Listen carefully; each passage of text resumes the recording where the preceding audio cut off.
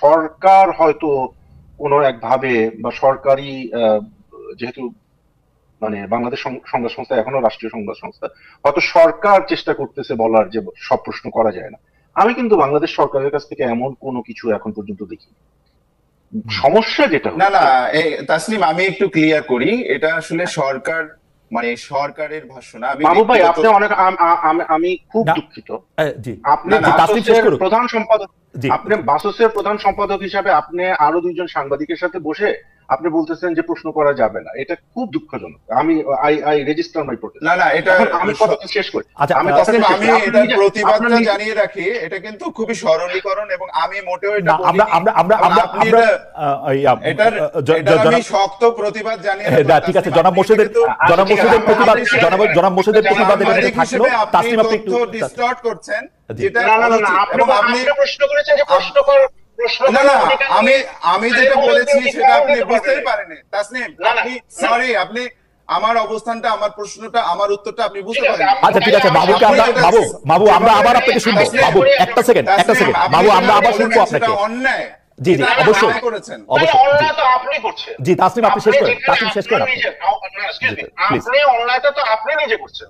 বাংলাদেশ সংবাদ সংস্থার কোনো নীতি নাই, আপনার মুখের কথা, যে সাংবাদিক ওই প্রশ্ন করতে পারবেন না, এবং you are trying to impose যে না সাংবাদিকরা সব প্রশ্ন করতে পারবে না। এটা কি একটা দ্বিচারিতা হয়ে গেল না?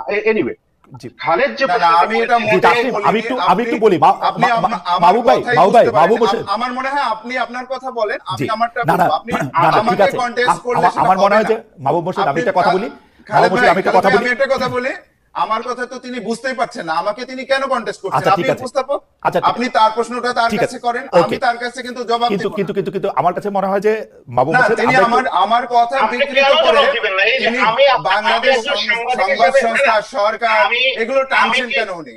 না কেন টানবো? আমি কি আপনাকে প্রশ্ন করতে পারি না? না না না, না, না, এটা তাসনিম আপনি আমি এইভাবে আপনাকে একটা প্রশ্ন করি, distort তাসনিম আমি একটা আপনাকে প্রশ্ন করি, তাসনিম আমি একটা আপনাকে প্রশ্ন করি। মাহবুব মোর্শেদের প্রসঙ্গে আমি আসতেছি। যারা মাহবুব মোর্শেদ, আমরা কিন্তু এখানে আলোচনা করতেছি, আমরা কন্টেস্ট করতেছি না। তাসনিম যেমন আপনাকে না বুঝতে পারে, আমিও কিন্তু আপনাকে খুব জি উনি আমার কথাকে উনি বাংলাদেশ সংবাদ সংস্থা, বাংলাদেশ সরকার এগুলোর সঙ্গে রিলেট যেভাবে করছেন, এটা খুবই অন্যায়। একজন সাংবাদিক হিসেবে উনি এটা করতে পারেন না। আমার কাছে মনে হয় যে না না না, এটা তিনি বাংলাদেশ সংবাদ সংস্থাকে রিপ্রেজেন্ট করেন না। আমি এখানে কিন্তু আমি একজন সাংবাদিক, আমি একজন বিশ্লেষক, আমি একজন লেখক।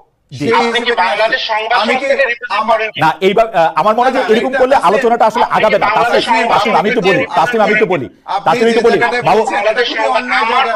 সবাই আমরা তিনজনই, তাসনিম আমি একটু বলি, মাহবুব মোর্শেদ এগুলি বলবেন। আপনি শুধু আমাকে এই জিনিসটার দিকে একটু মানে একটু যদি আপনি এটা ইয়া করতেন। মাহবুব মোর্শেদের ব্যাপারটা হচ্ছে যে মাহবুব মোর্শেদ বাসসের প্রধান সম্পাদক হিসাবে মাহবুব মোর্শেদের একটা নিজস্ব অবস্থান থাকতে পারে। এখন ঘটনা হচ্ছে যে আপনি তাকে যতটুকু উদ্ধৃত করেছেন, আমি তাকে যতটুকু বুঝেছি, এই ব্যাপারটা যদি বোঝা ঠিক না হয় মাহবুব মোর্শেদ নিশ্চয়ই আমাদেরকে ক্লিয়ার করবেন পরে। কিন্তু তাসনিম আমি প্রশ্নটাতে একটু ফিরে আসি যে তাসনিম বাংলাদেশের সংবাদ মাধ্যমগুলি মানে গণমাধ্যমগুলি কেন এইরকম ভাবে নতজানো? আমরা কিন্তু হাসিনার সময়, শেখ হাসিনা বলতে আবার ওনারা আমাকে অনুরোধ করছে, যাই হোক, এই এক অদ্ভুত ব্যাপার, এই শেখ হাসিনার সময় আমরা এইটাই ফিল করতেছিলাম। তাসনিম আপনি যেরকম এটা খারাপভাবে ফিল করছেন, যেটা মাহবুব মোর্শেদ ফিল করছে, যেটা আমি ফিল করছি, যে আমরা আসলে কথা বলতে পারছি না, প্রশ্ন করতে পারছি না। এখন কেউ আমাদের দর্শকরা যে বলতেছেন যে তার প্রশ্ন করার উদ্দেশ্য খারাপ ছিল, তো হাসিনা তো পুরাটা সংবাদ মাধ্যমে গিলা খাইয়াও তার উদ্দেশ্যে সফল হতে পারে না। একটা দুটা সাংবাদিককে প্রশ্ন করলে এই পুরাটা ভিত, পুরাটা প্রতিষ্ঠান কেন কাইপা ওঠে? ওদের দুর্বলতাটা কোন জায়গায়, এটা যদি একটু বলতেন। যে মানে ওদেরকে কি সরকার ভয় দেখায়?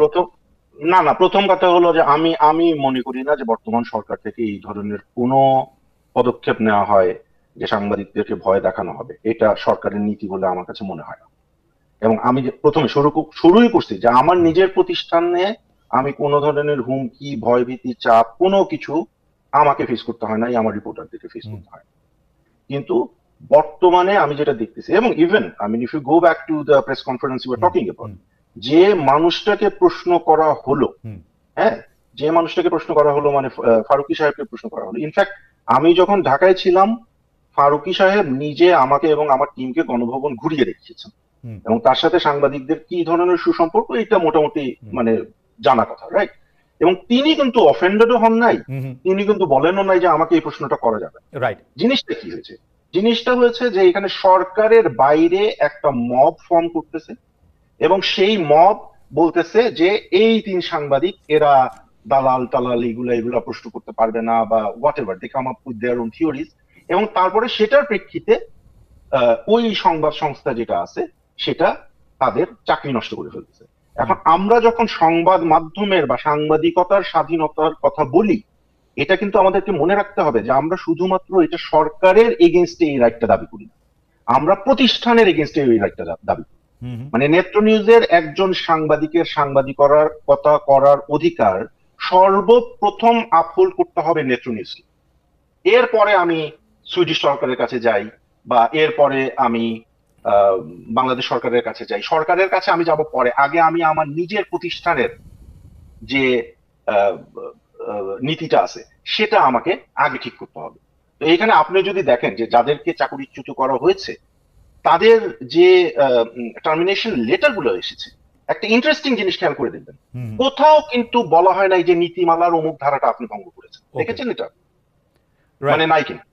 এবং বাংলাদেশে আমি যেটা শুনছি, এবং মাহবুব ভাইকে কিন্তু আমি এই প্রশ্নটা এই কারণে করছিলাম, ওনাকে খোঁচানোর জন্য না, বা উনি খুব রেগে গেছে যে আমি ওনার সাথে কন্টেস্ট করে অন্যায় করে ফেলছি। It shows a sort of intolerance. আমার জানার একেবারে একাডেমিক একটা আগ্রহ ছিল যে বাসসের মতো একটা সংবাদ সংস্থার নীতিমালা এখানে কি বলে। আমার কাছে মনে হয় যে